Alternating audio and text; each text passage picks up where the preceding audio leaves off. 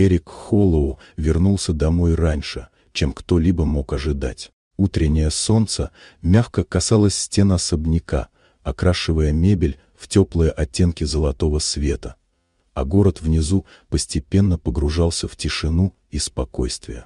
Воздух был пропитан легким ароматом жасмина с террасы, и казалось, что мир замер в мгновении покоя. Он шел по коридорам, предвкушая встречу с дочерью, Лилиан, которая играла в солнечной веранде. Он хотел увидеть ее радостную улыбку, услышать звонкий смех, увидеть, как маленькие ручки машут в приветствии. Но то, что встретило его взгляд, оказалось ужасно чуждым этому утреннему покою. Софи, его невеста, человек, которому он доверял и кого считал частью будущего семьи, стояла с выражением, которое не выдавалось бы ни страхом, ни сожалением. Ее руки дрожали, но не от раскаяния.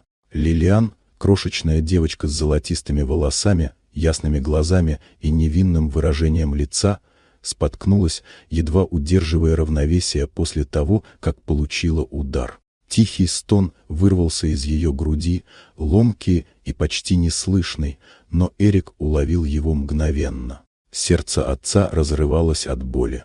В ее глазах он увидел страх и преданность, которые он думал защищены навсегда, но теперь оказались уязвимы.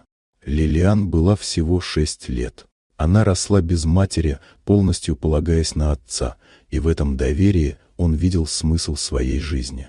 Теперь же Эрик понял страшную истину: доверие было нарушено. Мир, полный успеха, роскоши и достижений, не имел права вторгаться в хрупкий мир ребенка, а тем не менее боль ворвалась в их дом. Не раздумывая ни секунды, он поднял Лилиан на руки, прижимая к себе так, словно пытался передать ей всю защиту, которую не смог дать Софи.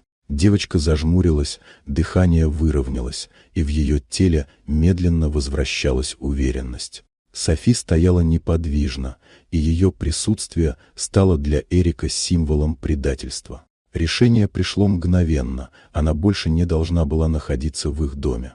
Эрик понимал, что никто не имеет права причинять боль его дочери, ни одно богатство или обещание не оправдывают насилие. Дни, недели и месяцы Эрик посвятил Лилиан полностью.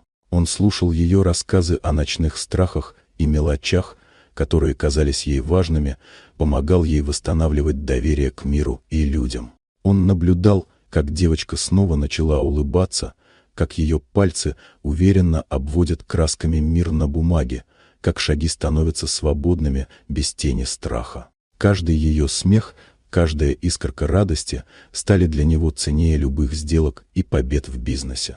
Однажды, взяв ее за руку, он наблюдал, как Лилиан уверенно делает шаг вперед. В этом маленьком, но важном действии была видна ее сила, рожденная из любви, заботы и уверенности в защите отца. Эрик понял, что истинное богатство – это не финансовый успех и не общественное признание, а способность оберегать свет детской души, видеть мир ее глазами и давать ей возможность идти по жизни без страха. С того дня он решил посвятить себя только этому, чтобы Лилиан и другие дети, которых он встретит, больше никогда не испытывали боли и одиночества, которые могли бы сломать их хрупкое сердце.